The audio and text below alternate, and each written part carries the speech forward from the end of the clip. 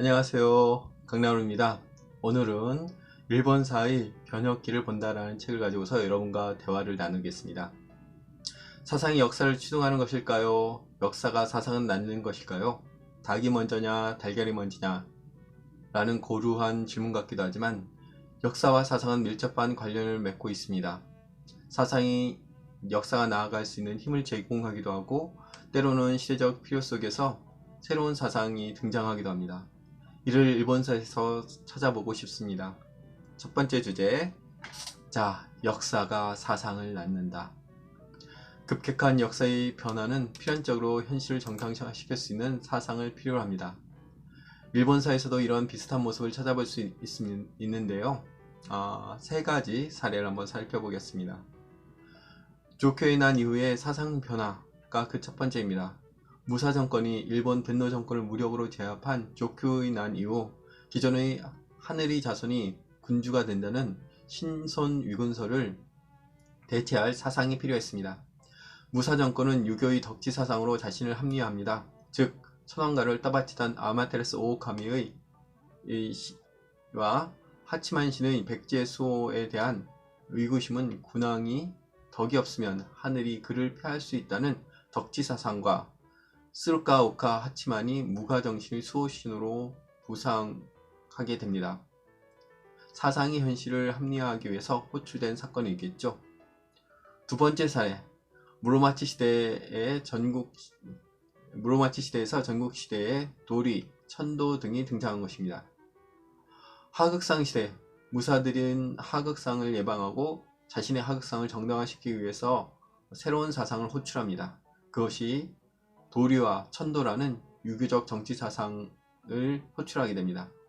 특히 오다 노부나가는 천하라는 용어를 사용하며 기존의 어국의식과 다른 자신만의 의식을 드러냈습니다. 오다 노부나가는 자신의 행동을 정당화하기 위해서 새로운 단어를 호출한 것이죠. 세 번째 사례, 막부 말기부터 메이지 유신 시기에 있었던 정한론입니다. 스시마주 개항을 둘러싸고 막부의 원조를 받아내기 위해서 조선 정벌론이 대두되었고 이후 메이지 정부에서는 나약한 조선을 정벌하자는 주장이 대두되었습니다. 외부의 커다란 충격이 가해지자 이를 조선 정벌을 통해서 내부의 문제를 숨기고 단결을 강화시키고자 하는 그들의 의도가 섬뜩합니다. 그렇다면 지금은 다를까요? 후쿠시마 핵사고 이후 일본은 급속히 쇠락하고 있습니다. 이러한 내부의 문제를 숨기기 위해서 일본의 아베 정권은 경제 전쟁을 벌이고 있습니다. 역사는 반복되기도 하죠. 인간은 합리적 존재이기보다는 합리화하는 존재라고 합니다. 이상 살펴본 세 번의 사례는 일본인들이 자신의 행동을 합리화하기 위해서 새로운 사상을 만들거나 기존의 사상을 호출한 사례입니다. 이렇게 만들어지거나 호출된 사상이 이후의 역사에 불행한 영향을 미치지 않길 바랍니다. 두 번째 주제입니다. 사상이 역사를 이끈다.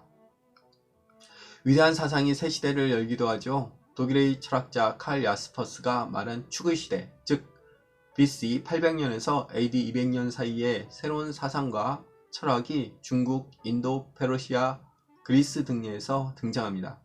그리고 이 시기에 발생한 사상은 이후 역사에 엄청난 영향을 미치게 되지요. 일본사에서도 그러한 사례가 있습니다. 첫 번째가 메이로쿠샤를 중심으로 한 일본 지식인들의 치열한 논쟁입니다. 후쿠자와 유키치를 비롯한 일본의 쟁쟁한 지식인들이 서양의 국내 여행 문제를 비롯해서 대의기관 수용 문제와 같은 심도 깊은 문제에 대해서 논쟁을 합니다. 일본이 근대화를 성공시킬 수 있었던 이유 중에 하나는 지식인들이 치열한 논쟁을 벌였기 때문입니다. 새로운 길을 가야 할 변형의 시기에 일본이 나아갈 새로운 길을 제시했던 이들이 있었기에 일본의 근대화는 성공할 수 있었습니다. 두 번째 사례, 수양이라는 책의 저자 니토베 이나조입니다. 니토베 이나조는 무사도라는 책을 저술해서 서양의 일본도 서양의 기사도에 필적할 만한 나름의 정신이 있다라고 소개한 사람입니다.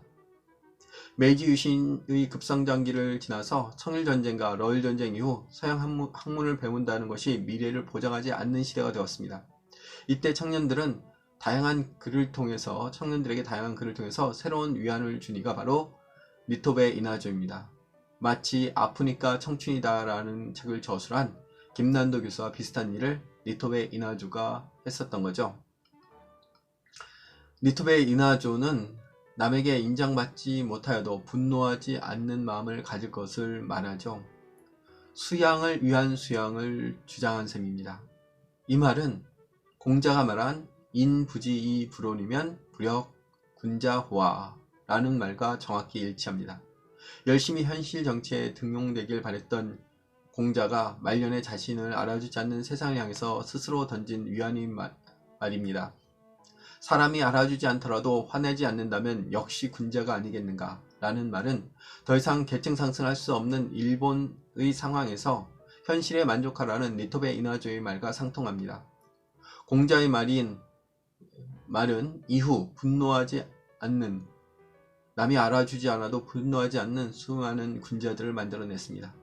그러나 니토베 이나조의 말은 현실에 만족하며 잘못된 현실 정치에 분노하지 않고 사회혁명을 일으키지 못하는 식물 청년들을 양산해냈습니다.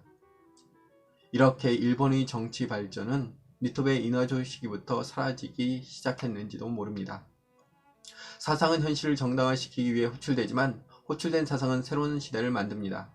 메이지 유신 시기 근대화된 일본을 만든 지식인들은 이후 자민당 일당 지배 시스템을 만드는 데 일조합니다.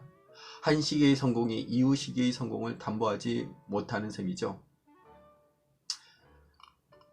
자, 사상은 시대와 소통하며 발전합니다. 시대를 떠난 사상이 없듯 사상 없는 시대도 존재할 수 없습니다.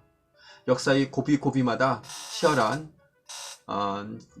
치열히 사상과 역사가 호흡했습니다. 역사가 사상을 호출하기도 하지만 사상이 시대를 호출하기도 합니다.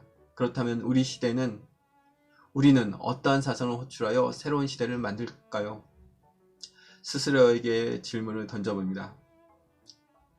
자, 일본사의 변혁기를 본다라는 이 책은 여러 사람의 전공자들이 논문을 모아놓은 책입니다. 이 책에 대해서 저의 느낌을 한번 소감을 정리해 보았습니다. 읽고 싶은 책이 있으면 댓글로 남겨주시고요. 그리고 다음 시간까지 안녕.